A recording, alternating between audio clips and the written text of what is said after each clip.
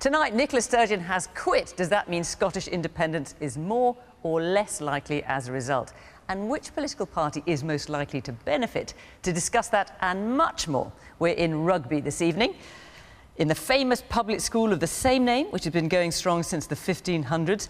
This constituency has swung between Labour and the Conservatives, but has been under Tory control for over a decade now. Welcome to Question Time.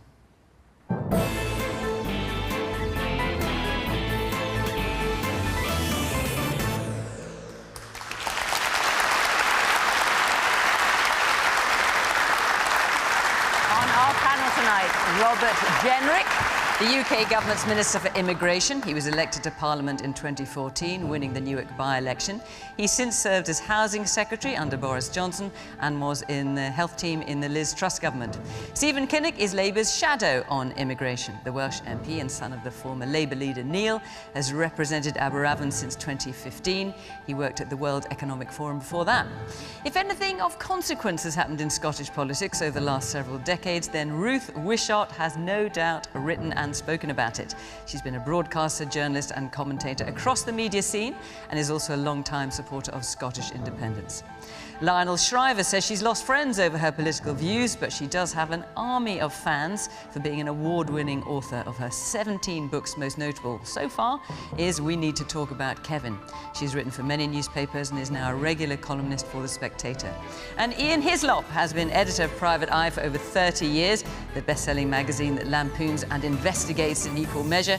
He's also been a team captain of TV's second best current affairs panel show, Have I Got News for You, since it began in 1990.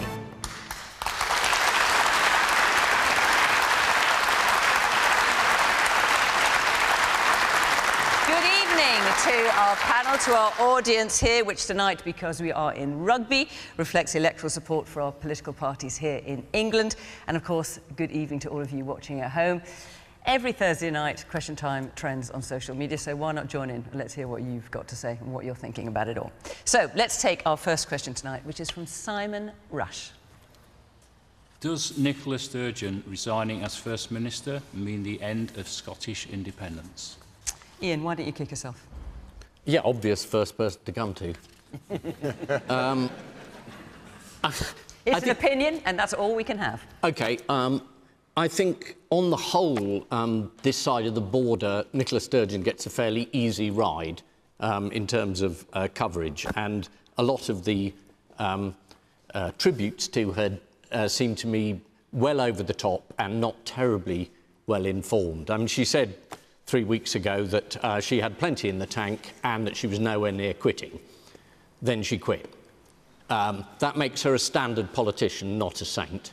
And I do think that in terms of independence, I'm sure the movement will go on. There are plenty of people here who'll take it on. I think what we'll lose is the cult of personality, which I think will be a good thing. I think it'll be a good thing for Scotland, and I think it'll be a good thing for everyone else. Do you think it makes independence more or less likely? Do you have a view on that? I think it makes it slightly less likely because, you know, during COVID she was on the telly every night. She had a presidential style, and she had the advantage of having a British Prime Minister who was, you know, an old Etonian Brexiteer twice.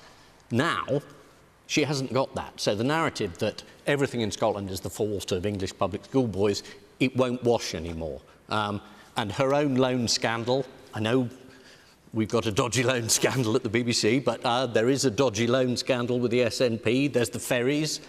Staggering waste of money, and there will be an inquiry, I'm sure. There are real issues in Scotland that haven't been addressed at all. And I think with her gone, they may now be addressed.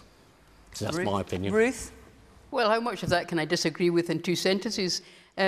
First of all, you said that Nicola Sturgeon got an easy ride from the media down here. That's a load of cobblers, to use a technical phrase, because, you know, I was reading... Yeah, I recognise it. I'm sure.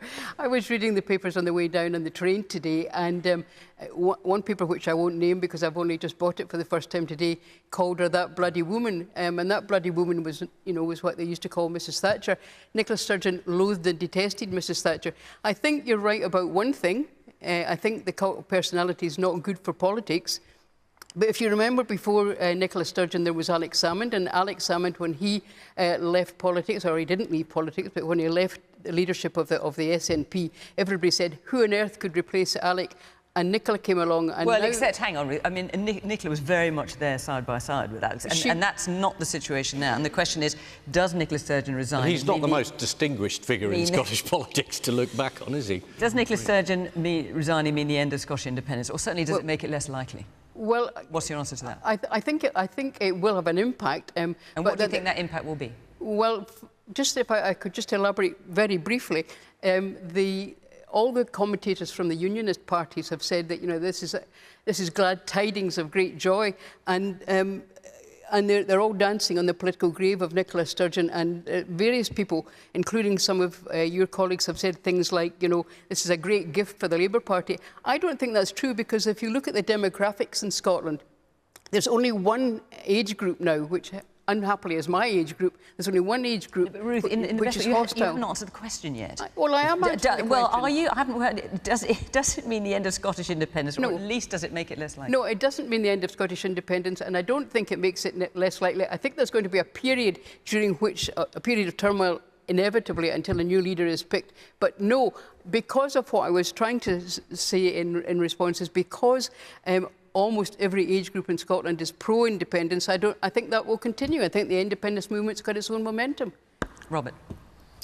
Well, I don't know is the answer. Were you glad to see it go? As a unionist, I hope that it does have an impact on the cause. I think, without question, Nicola Sturgeon is a very significant figure in Scottish politics and public life. But I think she, rather like you heard from Ian, she leaves behind her no shortage of problems which her and the SNP have failed to tackle. You do see in Scotland today life expectancy falling. It's the lowest of any of the nations of the United Kingdom. You see education standards falling when once we look to Scotland as having some of the highest educational standards. And what you was see the response? drug deaths soaring. What was the response in government when she resigned? Because obviously it took a lot of people by surprise. Were you cheering?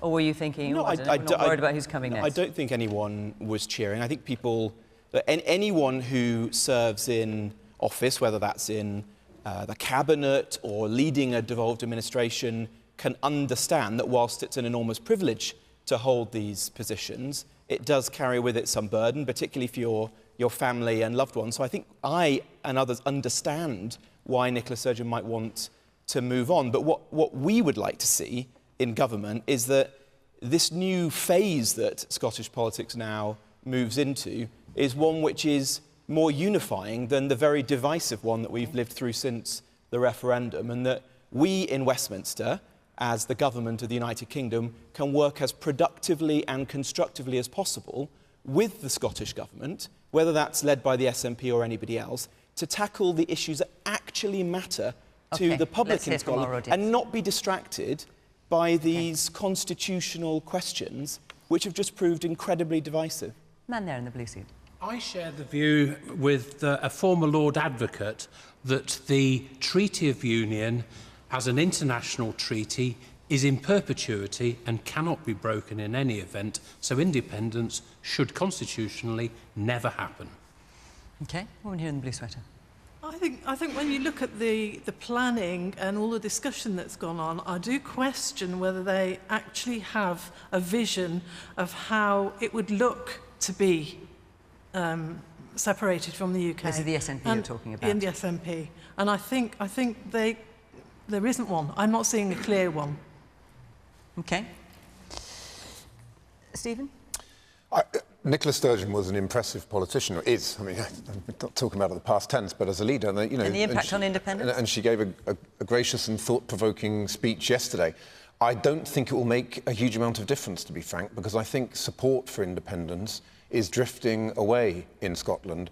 The realisation of the people of Scotland is that politics is about much more than one single issue, one obsession about one particular narrative. It is about the cost of living crisis. It's about the National Health Service. It's about antisocial behaviour. It's about the bread and butter issues that really matter to people. And I'm afraid that Nicola Sturgeon's single-minded obsession with that one issue, the SNP's single-minded obsession, has distracted them, as the government of Scotland, from getting on with the people's priorities. And what I really hope is that we will see nationalism as a cause withering on the vine, because in the dangerous and turbulent world in which we live, we need politicians who bring people and communities together, not constantly dividing. And the one thing I would say is at least Nicola Sturgeon had the self-awareness to resign when she realised that she was becoming an electoral liability. What I hope now is that Rishi Sunak, the Prime Minister of the UK, will do the same so that we can have a general election and get this awful government out of the way so that Labour can take over and get our country back on track. I'll let you come back in a minute. I can know you want to come in. Let me just ask, are there any people here in this audience, I appreciate that we are in England, but who are supportive of Nicola Sturgeon's view and of the SNP? Obviously, if we were in Scotland, we would see a fair few hands. But here, nobody. OK. Let me bring Lionel in. She's not spoken, and then I'll come back to you, Ruth, I promise. Lionel. Well, I think this is a blow for Scottish nationalism, but I don't think we should forget that it's also, and importantly, a blow for radical trans activism, which is really what brought her down.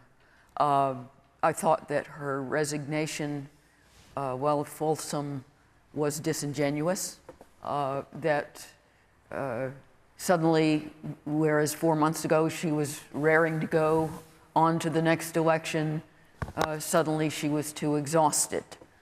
I find that dishonest because it was clear that things were going badly for her, and most importantly, this gender self-ID bill was wildly unpopular in Scotland, as well as in the rest of the UK. And I would have admired her more if she had simply acknowledged that and said, this is not going my way, this is bringing down my party. And obviously, it had cross-party support at Holyrood. Yes, but it did not have popular support. It had very little popular support. And I have to say, as a woman, I find the "I'm simply too tired" reason for quitting a bit girly. OK, Ruth, you'll be desperate. Let me get the audience. I promise I am going to let you come in, I promise. Let me just hear a bit more of the audience. Yes, the woman there in the white shirt. Yeah. Yeah, I think one of the things that scares me the most is, yet again, the headlines are about a politician stepping down rather than the important issues like the state of our National Health Service and immigration at the moment. I'm sure Nicola Sturgeon will agree that there's more important things to talk about on national news than the fact that she's stepping down and someone else is just going to take over. OK. Ruth, you're desperate to come back in. I am, because all of the reaction to this and across the media, certainly across the English media, has been that the Scottish National Party and the government, who are in government in Scotland, and I'm not a member of any party, but the Scottish National Party, who are in government in Scotland, keep being accused of being obsessed with independence. I mean, the party was founded in order to get independence for Scotland. It seems very strange that people think that a party founded to get independence is obsessed with getting independence. I mean, that's raison d'etre. That was why it came about. And Lionel, I mean, too girly, come on. I mean, I happen to agree with you on GRR, and I happen not to agree with Nicola Sturgeon, as it happens.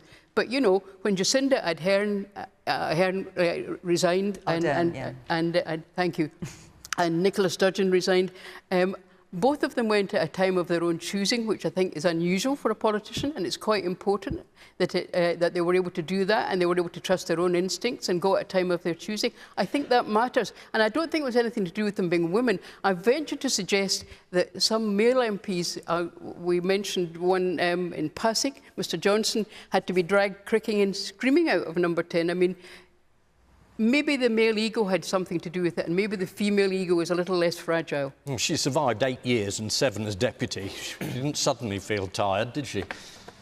No, she didn't suddenly feel tired, but I think she also left saying, classically said, most people in Scotland agree with me that there should be independence. Now, as a definition of most, what are the polls at the moment? Just over 50-50? Well, I'm glad you asked me that, because the polls have just moved to 47 to 53 in favour of no, but a month ago... It's not a huge majority, is it? No, it's not. And I think she recognises, and I think most people, including me, recognise that there has to be a significant majority in favour of independence before we can contemplate it. I get that. I really do get that. But it's been 50-50 for maybe the last 6 or 7 years now, certainly since 2014. And let's remember that when David Cameron went to the country with a breakfast, probably that too. A dog's breakfast, I was waiting for someone to say that. Yeah. Yes. A dog's breakfast. Yeah, well, he had 2 referendums, both of which were utterly useless. Yes, but the point is that he went on a Brexit referendum on 36.9% of the population. That was the percentage that elected him. And now, you know, Nicola Sturgeon has won 8 elections in a row, and suddenly that's not mandate enough. No, but it's not the elections winning. It's the number of people who agree with independence as the only issue. And if it's 50-50, you're going to end up with a Brexit situation in Scotland over the single most important issue. And, you know, it's been terrific in the UK Brexit, you've probably noticed. OK. So we've got another union to break up. All right.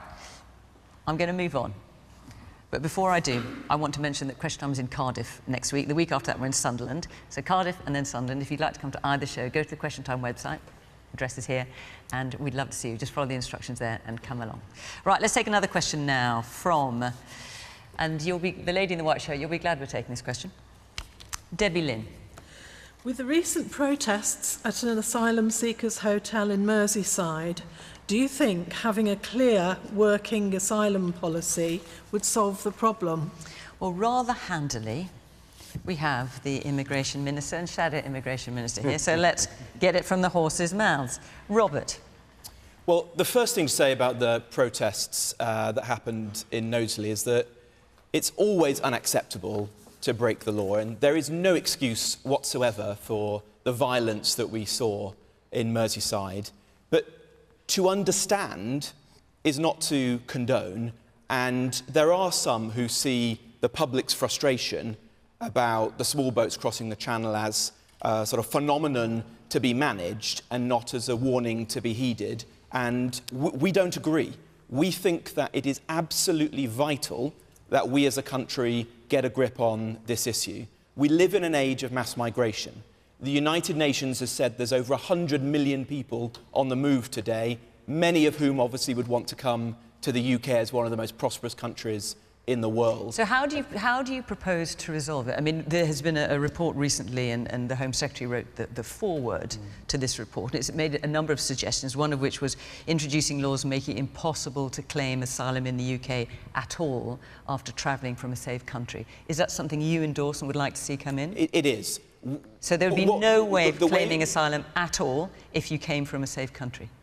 The way we view this is a simple... Just to be clear, that's what you're saying. Let me answer your question. Well, you said yes. I was just double-checking. Well, I will expand on that. The way we view this is that if you come here illegally in a small boat, and remember these are mostly young men leaving France, a safe country, they are soliciting people, smugglers, to ferry them across the channel, breaking our laws. They're often throwing their documents into the sea so they can exploit our human rights laws, that is criminality, and that we shouldn't allow that to happen. And so if you come in that form, you will be detained, you will be processed in days or weeks, not months and years, and then you will be removed from the country, either back to where you came from or to a safe third country where you can have your claim handled.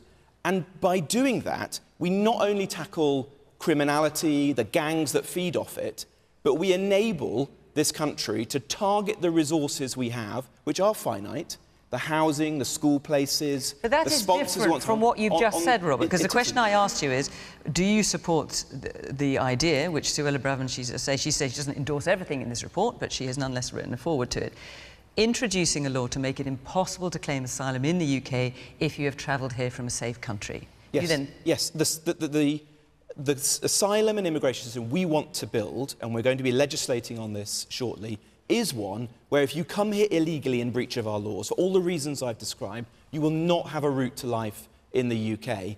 That does not mean that we are not a generous and compassionate country. It does not mean that we don't want to help people who are fleeing persecution and war and human rights abuses. Because, of course, some of those people who come on small boats will be claiming asylum, We'll genuinely. do that, Fiona, through resettlement schemes. through safe and legal routes, like the ones we've had recently for Ukraine, for Hong Kong, for Syria, for Afghanistan. And that enables us, instead of supporting those people who are in safe countries, like France, to target our resource on helping the people who are most in need in the world. And remember, last year, we issued more humanitarian visas as a country under those schemes than in any year since the end of the Second World War. Let me get round the so rest we of the are doing a lot, and those people who say we're not generous as a country are wrong. We just want to do this in a targeted way that beats the criminal gangs. Right, so we've now got this from the Immigration Minister, that is the plan, to make it impossible to claim asylum in the UK after travelling from a safe country. Your response? Well, it really feels like nothing works in this country after 13 years of Tory failure. There's 7.2 million people on the NHS waiting list, there's a cost of living crisis, and the asylum backlog is just part of that story. 166,000 outstanding cases, thousands of people in hotels. It was 500,000 when the last Labour government that figure is complete and utter nonsense, Robert. It's based on the old methodology. If you look at the figures based on the government's own methodology introduced in 2011, the Labour government in 2010 had less than 20,000 outstanding cases. So you better get the statistics right. Well, the question is, with the recent protests, it was worse with them. What about now? No, hang on. The question is, with the recent protests, do you think having a clear working asylum policy would solve the problem? And if you do, what should it be? Yeah, yes, it would, but that means doing the hard yards of actually clearing the backlog. 166,000 on that backlog. The result of that backlog is people are in hotels and inappropriate accommodation, costing the taxpayer over £6 million a day. So we've got to get the backlog sorted out. And rather than gimmicks and bringing in new legislation that isn't required and having the unethical, unworkable and unaffordable Rwanda policy that clearly isn't going to be the returns deal that the government keeps talking about. They keep talking about returning people to safe countries, but when we left the European Union, we left the Dublin Convention, which was about enabling us to return asylum seekers. It didn't work. And the Dublin agreement didn't work. The botched Brexit deal that Boris Johnson did took us out of the Dublin Convention. We've got no returns agreement at all in place now. So where are they going to return these people to? We've got to get a deal in place, Stephen, and we've got to clear the backlog. Under the Dublin Agreement, and by the way, under the Tories, they downgraded the Home Office officials that used to be reviewing asylum cases from £40,000 a year to £25,000 a year. The result of that is you get less experienced people with less expertise, taking decisions on cases that are more open to appeals, thus adding to the backlog. It is a complete and utter shambles. 13 years they've had to sort this out. It is completely unacceptable. Very briefly on the Dublin Convention. Under the Dublin Agreement, which was the agreement that we had with the EU, less than 1% of the people who we asked the EU to take back ever went back. So how are you going to do it now, then? That didn't work. So how will you return to those countries now? Because what we're going to do is different. We are going to remove people to a safe third country, like Rwanda, so that you break the incentives on the people's so that people don't come across the channel illegally. It's amazing you can still say Rwanda with a straight face. I mean, that's an extraordinary achievement. Why do you say that, Ian? But deporting people to the scene of a former Holocaust still strikes me as a bit teenage. Ian, the High Court, before Christmas, studied all of our plans and studied the situation in Rwanda and concluded not only was Rwanda lawful, was our policy lawful, but Rwanda is a safe country. It's not a safe country. It's just about to go to war again. You disagree with the High Court, do you? Yes, I do, because Rwanda is about to go to war again with one of its neighbours, the DEC. It's not safe. And all this talk about processing people. I mean, peas get processed. People don't get processed. I find that truly offensive. There's lots of hands up. Let me hear from some of you in the audience. Right, the man in the blue shirt with the glasses, yes.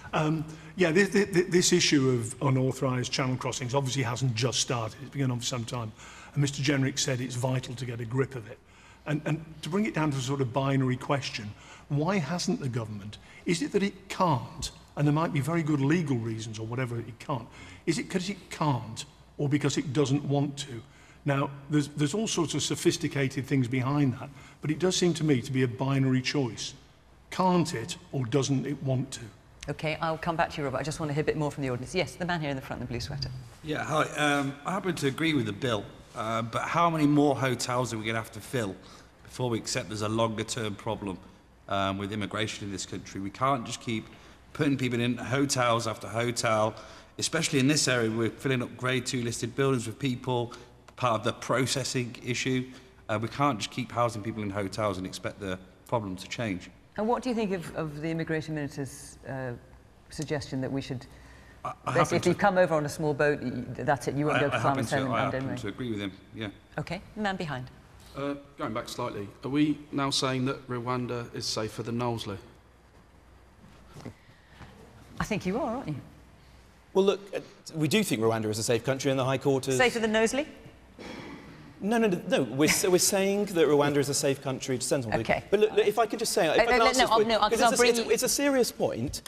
I spent 80% of my days as a Home Office Minister dealing with some of the worst people in society. I deal with human traffickers. I deal with drugs dealers. I deal with serious organised criminals. And I can tell you, the only way that we will beat these gangs is by changing the incentives. And for as long as they think that they can put somebody in a rubber dinghy, ferry them across the channel, they will come to the UK and find a life here, then thousands of more people will do that. They'll place their lives in danger, they'll place the lives of children in danger, and we'll feed criminals, the most evil forms of criminals, all over the world as a result. And so, you can mock policies like Rwanda, but these are hard choices. These are hard choices. If you want to beat the human traffickers, if you want to stop this industry, you have to change the incentives. Excuse me, has it ever occurred... doing that, people will not cross the channel. Has it ever occurred to you, Robert, safe country like Robert, France. has it ever occurred to you that the reason people come here illegally is because you've closed off just about every legal route? No, that's not true. That's not true. Of course it is. No, it's not. It's palpably not true. It's palpably not true.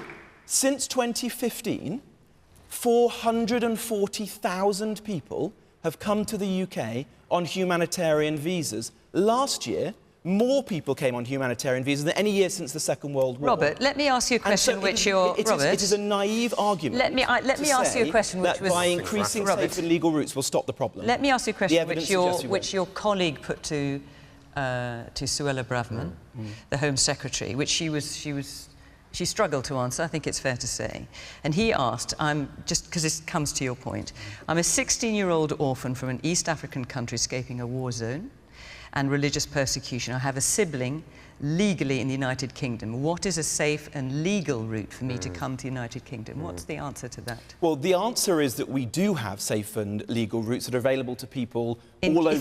If he comes from an East African country, where would that be? We have, for example, a community resettlement scheme where people can present to the UNHCR and through that find a passage to the UK. Because the Permanent Secretary said he accepted there are some countries where that would not be possible. Well, that's where there wouldn't be a reason, because the UNHCR don't have operations and wouldn't consider those people to be refugees. But in a sense, I disagree with the premise of your question. Well, it was your Conservative colleague's question, in fairness, not mine. The UK has finite resources. We cannot offer safe passage to anyone from any part of the world who wants to come to the UK. I've already said that we are one of the most generous countries in the world, and I refute... We take far fewer than most people in most countries in Europe. No, that is not true. That's not true. Look at the Homes for Ukraine scheme, which is the first anniversary Robert, overall the numbers overall the numbers are And the gentleman in the audience perfectly understandably said that he doesn't want to see more hotels being filled with asylum seekers. I don't either. Okay. I don't think people do. We'll process them quicker and then let them honest. We have to be honest about the pressures that we have as a country and to focus the resources we have on those people who need it most. And to me, they are people like families with young children. They're people like countries for whom we have a particular historic and moral obligation, like Hong Kong. They're places near to us, like Ukraine. We cannot just have an open-door immigration policy to anyone from anywhere in the world. And I think, in honesty, that is what Stephen is suggesting, that we open our doors, we let millions of people... Well, Stephen, let me ask, Stephen, very briefly... Our precious resources... Lionel, I'm going to come to you, I promise. But very briefly, what would your answer be to Tim Loughton's question? So... Let the child come in? So, safe and legal routes are required, and yes, we've got Ukraine, Hong Kong and Afghanistan. By the way, the Afghanistan programme is not working briefly, because I want to bring Lionel in. Would you create more safe routes? We need a proper deal with the United Nations High Commission for Refugees, which enables people to report through safe and legal routes at the country of origin and to find a safe way to the UK. One final point on honestly, Rwanda. no, I'm going to bring... Let me bring it on. I'm sorry. Thank you. There are two big pull factors for this country. One of them is that we have a non-contributory welfare system, so that you get access to the NHS and housing support, etc., without having paid a dime into the system, or 10p. But the other one is obviously that you're in like Flint. If you get here, you get to stay, and word is out. All these people have smartphones, and the only thing we can do really is to withdraw from the European Convention of Human Rights. Now, I know that for the Tories that's very awkward. It's not a good look, but this and 2 or 3 other treaties are completely tying the judicial hands, and all these human rights lawyers who basically believe that the UK doesn't have the right to reject anyone who wants to come here. They believe in open borders. And, you know, with appeal after appeal, nobody gets sent back, and that's what's wrong with the Rwanda idea. Rwanda was conceived, of course, not because it's a safe place to be, but because it's far away and because it's where these people do not want to be. So that's the whole point of it. It's meant to be. It's meant to mean that two friends part in Calais, and we'll see each other in Rugby. And then it turns out that the next call is from Kigali. So that's a big discouragement. And I don't know whether it will work, because if we never end up legally being able to deport anyone anywhere, so much for Rwanda. The Rwandan government has said it can take a maximum of 400 people. It doesn't even begin to scratch the surface. Yes, I'm trying to get to you. Yes, the woman here with the glasses. So you talked on and on about safe and legal routes, but they're close to people from so many areas. I actually live 1.5 miles from a hotel which has got almost 200 asylum seekers. A number of them come from Tigray in northern Ethiopia. There's been a war there the past couple of years with over 600,000 deaths. There's been war crimes. It's potentially a genocide, but certainly there's been ethnic cleansing. How could someone from Tigray come to the UK through a safe and legal route? Right now, there's nothing for them. Okay. The man there in the glass and the blue shirt. Robert said you don't condone anyone breaking the law, yet you sit there as the immigration minister allowing thousands upon thousands of illegal immigrants coming to the country every single day, and you've been a part of successive Conservative governments over the coming years. So I just don't understand how you can say such things. Okay. And the man in the middle at the back in the pink shirt. It sounds like the usual blah, blah, blah from the minister, always telling us what they're going to do but not getting round to delivering it. What I don't understand about government policy, and maybe you could answer it tonight, why are you allowing in 40,000 people a year that we may not need and refusing to bring in lorry drivers, construction people, fruit pickers that actually we do need, and telling retired people to get off the golf course and get back into the employment is not going to solve that problem. Okay. Yes. The man there with his hand up. You talked about coming from a safe country. What about those from Ukraine? Surely they've come from a safe country as well. Sorry, just say that again. I missed the beginning. Yeah, Mr. Jenrick talked about asylum seekers coming from a safe country, that they shouldn't be allowed. But what about the people from Ukraine? There's safe countries around there as well. Oh, so you're not suggesting that Ukraine is safe, but they could go to countries near them, which, yes, of course, they are doing in large part as well. Do you just want to answer that man's question, that point at the back, that you're letting people come over? Well, you don't want to, but more people are coming across in small boats. And what about getting people into, you know? Well, look, we don't want people to come across in small boats. I think I've made that very clear. And our he's saying, why won't you let more people in? Why won't you let more people in to fill the empty jobs? Well, we have done, is the answer there. Last year, net migration was over 500,000 in this country, and so very large numbers of work visas are being issued, more than we've issued in the past. I don't think that the problems that we face in the labour market will be solved simply by importing more and more foreign labour. I think we actually have to be asking our own companies to invest more in their workforce, to train people. We have to improve the level of vocational and technical training, which we're doing, for example, with T-levels and apprenticeships. And I do think we need a welfare system that encourages people into work, because we have 6 or 7 million people who are economically inactive, and it's going to be by tackling that we boost our economy, rather than simply reaching for foreign labour at the first resort. 13 years to do. I'm going to move on, but I'd like to hear from you before I do. It's just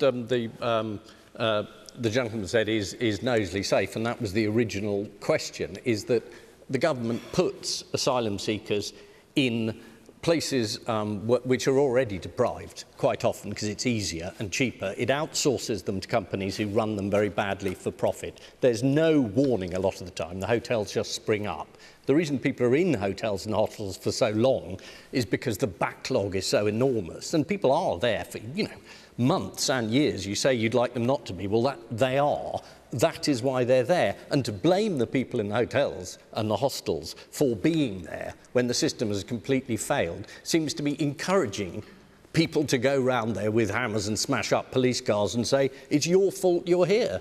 It seems to be encouraging the sort of reaction that social media and the various sort of lunatics who follow that stuff take as read. And I think all of those factors mean you've just got to do better. Okay. Well, can I answer that? Very briefly, I Robert. could not have been clearer in answering the original question, that there is no excuse for violence and the kind of scenes we saw in Knowsley. But if you believe in borders, then you have to say that if people come here illegally in small boats, that is criminality. They might also be vulnerable people, but it is criminality, and we have to stop it. All right. I'm going to move on. Let's take a question now from Carol Garfield. Councils are reported to be increasing council tax by up to 5%. If we can't afford the cost of living now, how do they expect us to pay this as well? Is this something you're worried about, Carol? Yeah, absolutely. And what's the impact going to be on you? Well, I'm just bought a house, we've got a mortgage, and we're looking at the moment now the interest rate going up. Everything's gone up, from the electricity bills to food bills, everything, and we're really worried about it at the moment. And I know a lot of people are as well, especially the elderly and especially the young families too, that have had gas meters put in for them, that they've got to put money on the cards, and yeah, it's across the board now. Stephen. Well, it is a real worry, and the cost of living crisis is biting right across the country. And, when you look at the news today that Centrica are reporting profits of £3 billion, and you look at the fact that the government is failing to put a proper windfall tax on those energy companies, which Labour's been calling for over a year now, you really do begin to wonder about the priorities of the government. So I think do you think that councils should not be allowed to put up council tax by 5%? Which is obviously what the government has now allowed them to do. Well, because of the broader impact on the economy, the amount of revenue coming into the council from a range of other sources, including, of course, the impact of the massive cuts to local authority budgets that we've seen since 2010, they have no choice but to do it, because councils somehow have to balance the books, and they have a statutory duty to manage their debt. There's a broader picture here, which is about having a central government which is actually on the side of local authorities. That means a central government that taxes the energy companies properly, close the tax loophole, backdate it to when Labour was calling for it, and you generate £13 billion based on the profits of these companies in the UK. This is not global profits. And then you need a proper growth strategy. You need to look at Labour's Green Prosperity Plan, which will invest in insulating homes. 19 million homes would be insulated, saving £1,400 off the average family's energy bill. You need investment in green energy, doubling the amount of offshore and onshore wind, so that we can actually then generate the kind of revenue and the kind of growth and the kind of jobs that you can raise a family on. So there's a bigger picture here, which is about a proper growth strategy, but it's also making sure that you take the right political choices. And one of those clear choices is that these energy companies that are raking in profits from the war, this is the windfall of war. They're making profits off the back of what's happening on Putin's barbaric invasion of Ukraine, and that's why they need to be taxed properly so that we can use that money for ordinary working people. Lon. Okay, I don't think an energy windfall tax is going to bring down this woman's council tax. Well, the budget is connected, Lionel. You know, there's the central government and yes, local everything government, is connected with everything. Yeah, great. Thanks for recognizing. But the council tax is just more evidence of inflation. All of the expenses for councils have gone up. They have to cover them. They've also had a decrease. They've also had a decrease in their funding. I mean, central government grants, which is the amount of money that the government gives to local authorities, was cut by 37%. Well, all levels of government are suffering from the same inflation that they caused.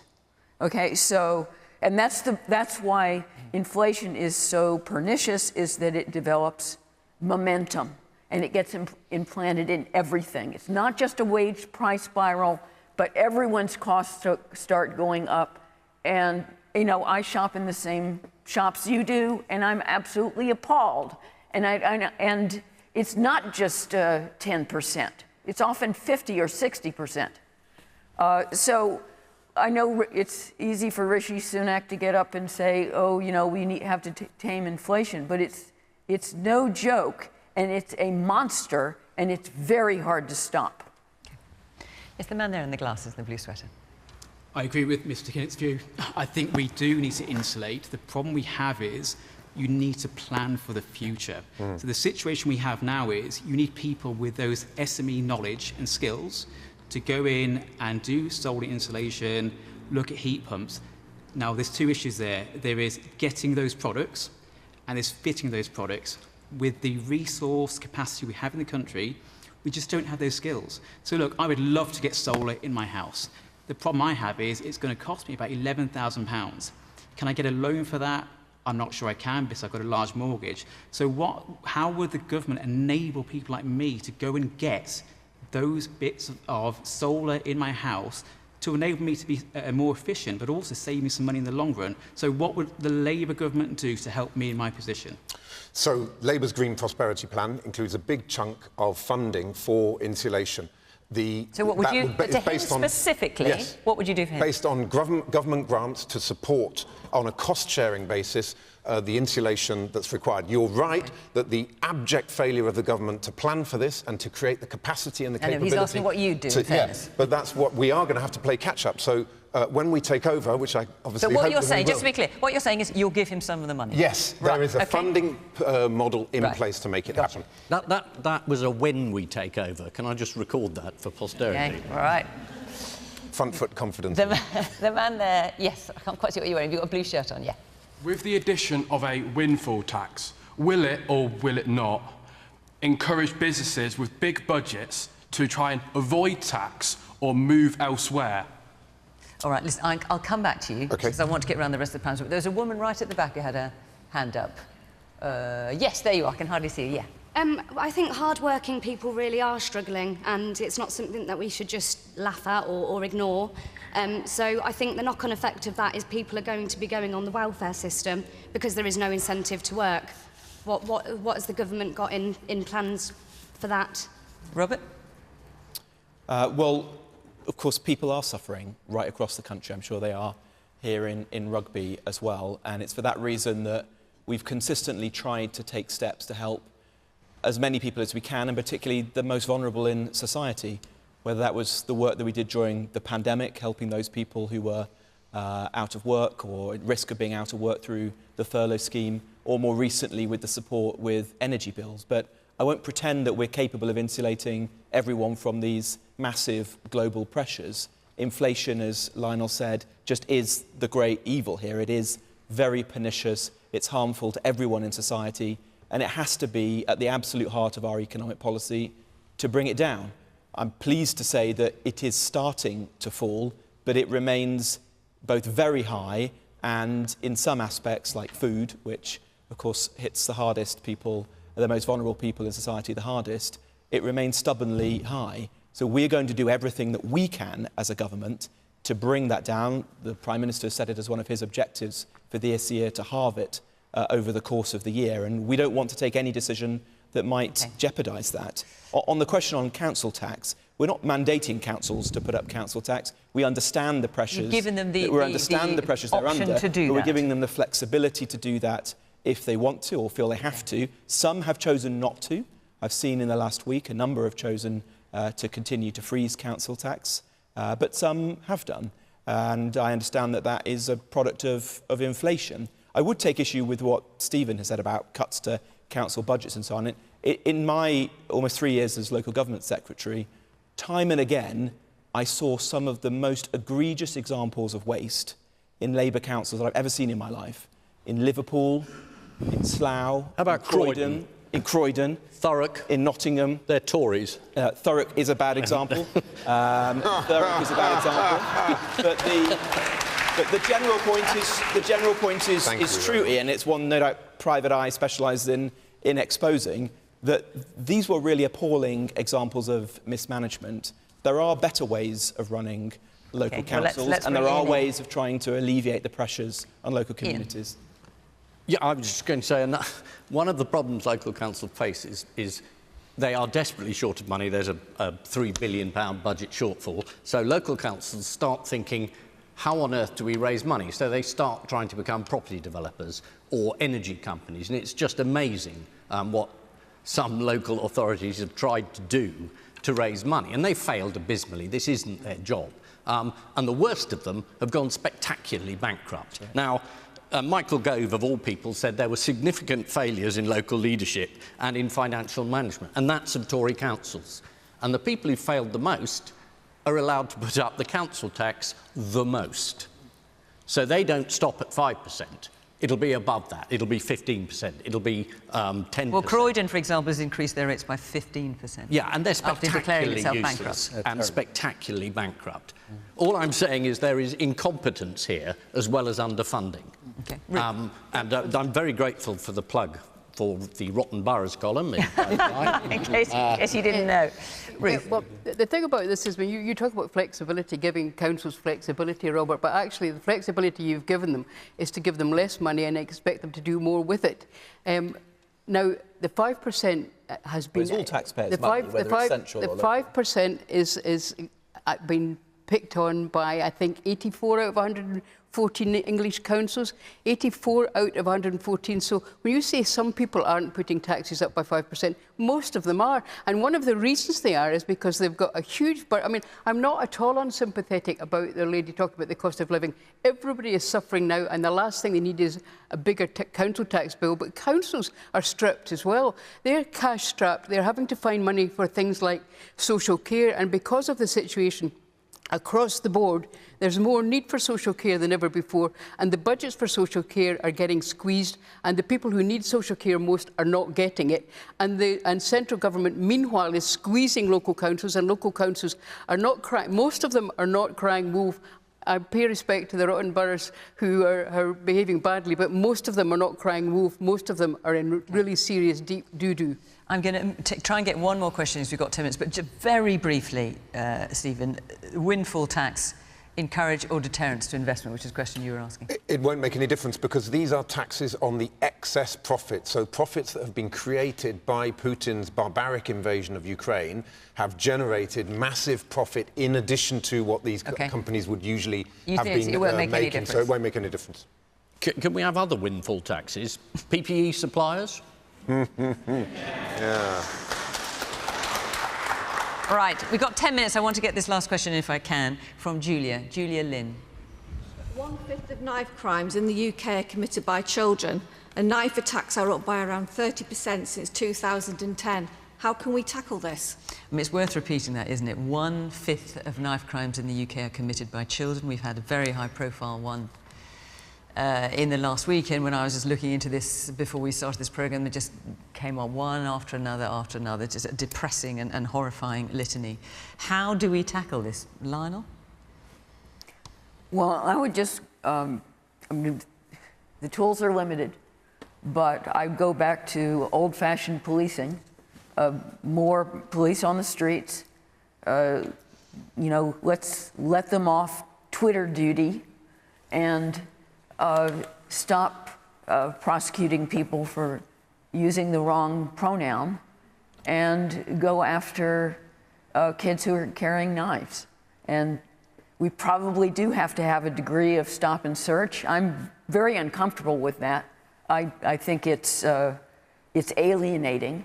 I would find it offensive to be patted down by some policeman, but it can be effective.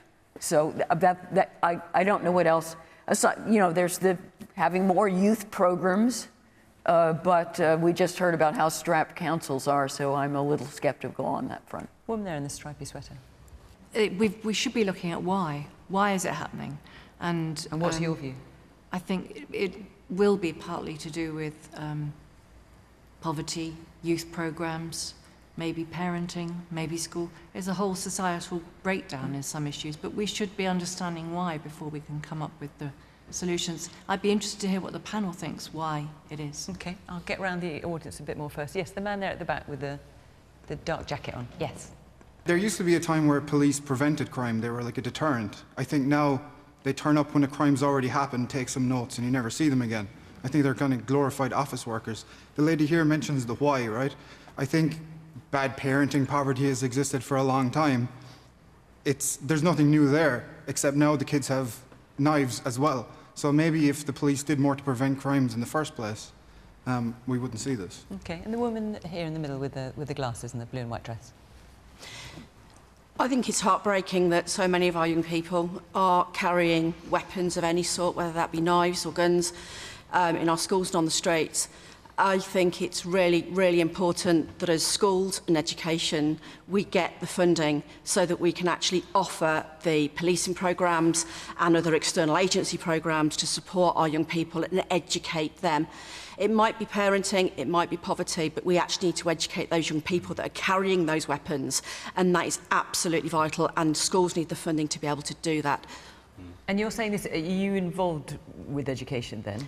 Yes, I'm a head teacher. And are you seeing kids with knives in school? Is this something you're aware of at your school? Have I put you on the spot there? You're looking uncomfortable with that question. Yeah, forgive me. I'm obviously not asking you to name names. I just wondered if that was an issue you were aware of. Yes, we have been aware of it, and across Coventry. I'm from Coventry. Across the city, it's a deprived city, and it's the knife crime on the Coventry streets is really, really sad, and it's heartbreaking. But we need the funding in education so that we can actually start to support these young people, find out the why, and give them the tools to get away from knife crime, gangs, etc., that you spoke about earlier. So, Stephen, it's such a massive question. How do we tackle this? I think the collapse in police morale and collapse in police numbers that we've seen since 2010 has played a big role in this. Neighbourhood policing in particular is vitally important. So Yvette Cooper, our Shadow Home Secretary, announced today Labour's policy on getting 13,000 more neighbourhood police and PCSOs, paid for through changing the way in which procurement is done and other cost-saving measures. And that would actually start to get police patrols back into our town centres, integrated into the community, working more effectively with young people and dealing with the epidemic of antisocial behaviour. 3,000 antisocial behaviour reports per day in our country. So we need to get policing back up to the numbers that it needs to be. We need to have a neighbourhood policing guarantee, and we need to be working in the communities and getting the intelligence in the communities that's required. I'm interested in everybody thinking that police are the answer to everything, but I have to say that Glasgow had a terrible reputation for knife crime for many, many, many years. It was an appalling place for the carrying of knives. They set up a violence reduction unit, and what was unique about the violence reduction unit was that it wasn't just about police, it was about housing, it was about health, it was a holistic look at what was happening. And it was so successful that the London Mayor has taken up a very similar The homicide rate in Scotland more than halved since this violence reduction unit was established. But it was very specifically, as I say, a holistic approach. It wasn't just a more police approach, which I think is too simplistic, to be honest with you. But all right, well, should we see if the government's interested in that? Is that something you'd like to emulate? It is, and it's something that we have been doing elsewhere in the country. This is a difficult challenge, but it is not insurmountable. As you've heard, there are places that have taken action. I represent parts of Nottinghamshire, and not so long ago, Nottingham had a very serious knife crime problem. It's much less so today. due to taking the kind of holistic approach that's been described around education, social media, I think, plays a role as well, role models, national and local, and of course a role for the police. It is important that we focus the police on the things that really matter, as Lionel said, and knife crime, protecting our children. Well, Lionel is said they obviously need to spend less time on Twitter. I agree.